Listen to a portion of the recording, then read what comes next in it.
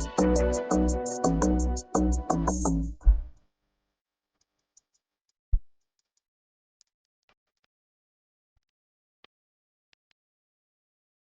বন্ধুরা, সবাইকে good morning. আমার নতুন ব্লগে আরও একবার সবাইকে স্বাগতম। তা আজকে আমি যেখানে যেতে চলেছি সেটা হচ্ছে কৃষ্ণনগর রাজবাড়ি, রাজা কৃষ্ণচন্দ্র রাজবাড়ি। তা চলো, ব্লগে থাকো, কন্টিনিউ দেখতে থাকো ব্লগটি। সবারই ভালো লাগবে আশা করি। আর ভালো লাগলে একটা করে কমেন্ট করবে, আর সাবস্ক্রাইব তো অবশ্যই। গাইজ, আজকে যাচ্ছি রাজবাড়ি। একটু আমি সার্চ করেছিলাম, হ্যাঁ, তা গুগলে যেটুকু দেখতে পাবো নাকি রাজা কৃষ্ণচন্দ্র জন্মগ্রহণ করেন 1710 সালে, আর 1728 থেকে 1782, প্রায় 54 বছর রাজত্ব করেছিলেন। 300 বছর আগে এই রাজবাড়িটা প্রতিষ্ঠাপিত করে রাজা কৃষ্ণচন্দ্র।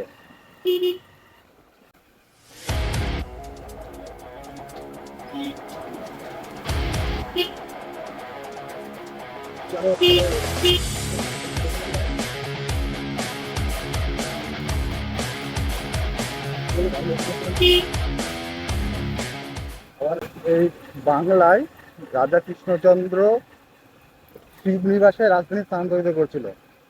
রাজা কৃষ্ণচন্দ্র নদিয়ার রাজধানী রাজত্ব করত। ও, বৃষ্টি পড়ছে, আকাশ থেকে সুন্দর লাগছে। দেখো ভাই, আস্তে আস্তে শরৎকাল আসছে না, যে কারণে দুর্গাপুজো আসছে, এখানে আকাশটা এরকম অবস্থা, আস্তে আস্তে ধীরে এরকম হচ্ছে। কোথাও নীল, কোথাও সাদা, সেই লাগছে, সেই লাগছে, কিন্তু দারুণ লাগছে। গুলগুলা গুলগুলা গুলগুলা। চাকাটা পুরো খারাপ হয়ে গেছে। হ্যাঁ, ভেবেছিলাম যে সামনের মাসে কিনবো, কিন্তু এখন হবে না। সামনের মাসে আমার একটা মাইক কিনতে হবে। মাইকটা আগে, এই মাসটা পুরোটা আজকে হাওয়া দিয়ে দিয়ে চালিয়ে নেবো। সামনের চাকাটা হচ্ছে প্রায় যত বছর আমার বাইক, প্রায় 8-9 বছর বাইকটা আছে, তত বছরটা মানে গাড়ি কিনা থেকে সামনের চাকাটা পুরো আর পাল্টানো নেই। এখন আর চলছে না, চাকার সামনে দিয়ে পুরো ফেটে ফেটে গিয়েছে।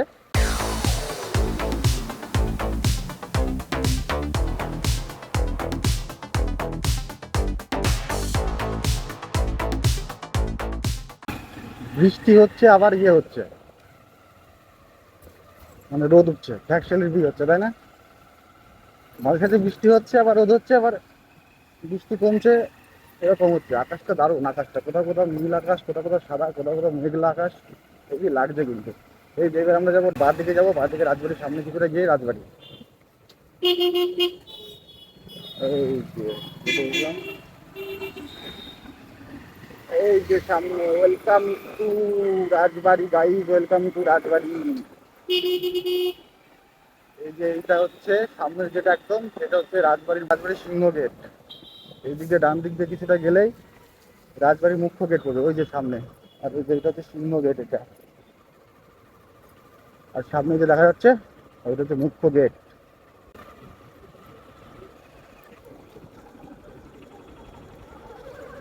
দাদা, এইগুলো তো সিমেন্ট ফিমেন্ট দিয়ে দিতে পারতো, রাস্তা ফাস্তা করে দিতে পারতো। এই যে এখন রং চং পুরো করেছে, আগে তো ভাঙা চোরা ছিল, আর এই গেটটা খোলা ছিল, গেটের ভেতর দিয়ে যাওয়া যেত।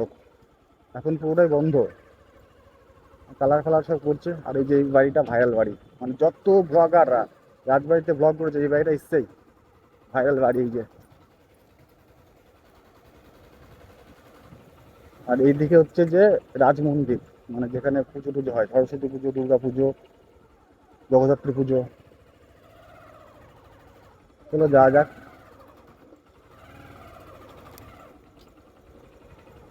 কাদা কাদা কাদা কাদা কাদা। এটা কি রাজবাড়ি দেখতে এসেছিল নাকি? হ্যাঁ? বাবারে, সিলিং মারছে কি, দারুণ সিলিং মারছে।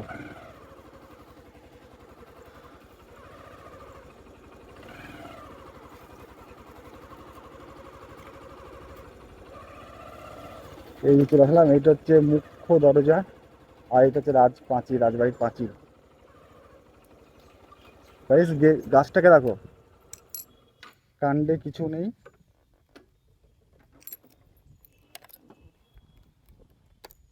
এই যে গাইজ, এই গাছটাকে দেখো তোমরা, মাঝখানে কিচ্ছু নেই, পুরো ফাঁপা, কাণ্ডর মধ্যে এই যে কিচ্ছু নেই, দেখেছো? এই যে পুরো ফাঁকা, তাও এই গাছটা এখনো আছে, বকুল গাছ এটা, হ্যাঁ বকুল গাছ। এই যে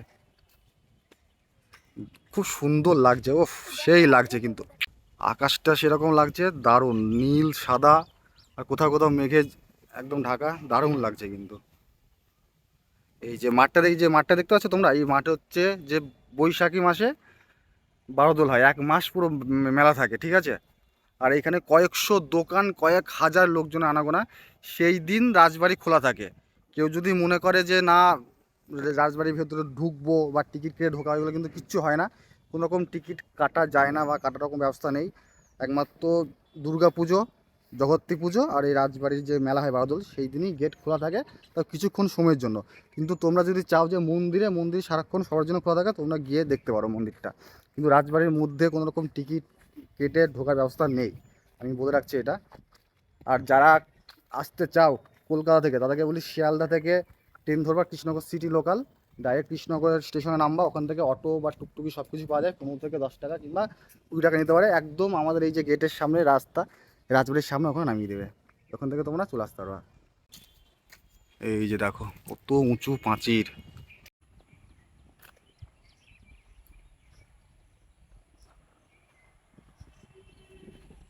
এই যে এইগুলো আগে কিচ্ছু রং চং কিচ্ছু ছিল না, নতুন সব রং করা, সামনে কিছুদিন আগে গেল না বারোদোল, যে কারণে সব রং করা হয়েছে, কিন্তু নোংরাগুলো কাটার কেউ নেই, সেরকম নোংরাতেই পড়ে আছে। এই যে এখন এগুলো সব ডিজাইন ফিজাইন করেছে, এগুলো এই গ্রিল টিল কিচ্ছু ছিল না আগে, এগুলো দারুণ লাগছে কিন্তু। ও একটা কথা বলে কি, এখানে একটা কামানও আছে, কামান আছে ভেতরে, কামান আছে, আর হচ্ছে যে আর কিছু মূর্তি ফুর্তি আছে। আর যারা মনে করে যে, যারা মনে করছো যে আমরা এখান থেকে গাছ টাছ কিনবো বা খাট আলমারি সব কিছুই পাওয়া যায়, এটা হচ্ছে যে মন্দির প্রাঙ্গণে, সেখানে রাজবাড়ির মধ্যে কিন্তু না, ওখানে খাট আলমারি, তারপরে চারা গাছ সমস্ত রকম সব কিছু বিক্রি করা হয়, তোমরা পারলে এসো এবং কিনতে পারো, দেখতে পারো। তা আমি কিছু সিনেমাটিক শট নেবো, হ্যাঁ একটু দেখে বলবা, ঠিক আছে? কমেন্টে জানাবা যে কেমন হয়েছে সিনেমাটিক শটটা। তা তোমরা সিনেমাটিক শটটা দেখতে থাকো।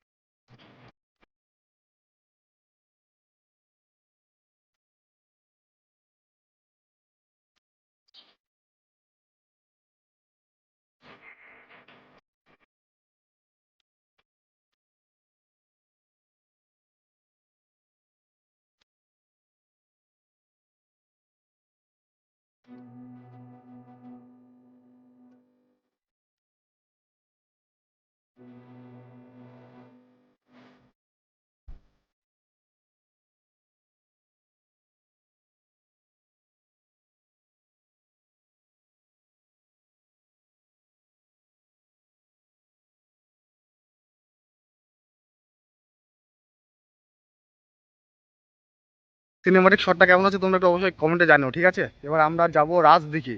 এই যে রাজবাড়ির পিছন দিক দিয়ে আসলে একটু লক্ষ্য করবেন, এই যে রাজদিঘি, এই যে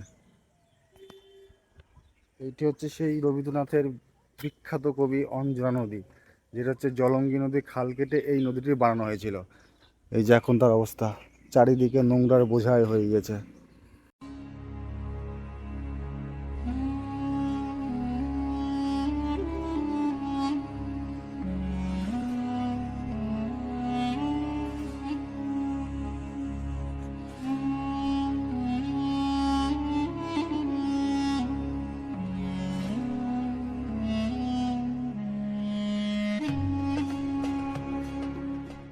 ও যে একটা দেখতে পাচ্ছেন, এটা হচ্ছে সম্পূর্ণ রোড, ওই দিকে কিছুক্ষণ পরে যাবো, আমাদেরকে দেখাবো।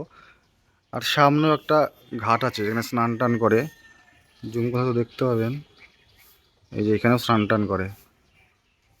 ঘাটের পাশ দিয়ে এই যে সে রাস্তা, আর এই যে সে রাজদিঘি।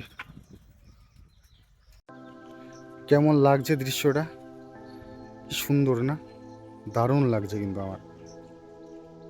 এই যে সামনে যে ঘাটটার কথা বলেছিলাম সেই ঘাটটা ওইটা।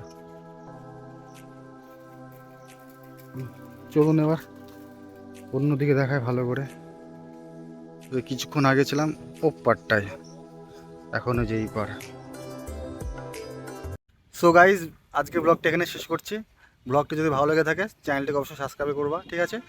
আর পরবর্তী ব্লগ দেখার জন্য পাশে থেকো।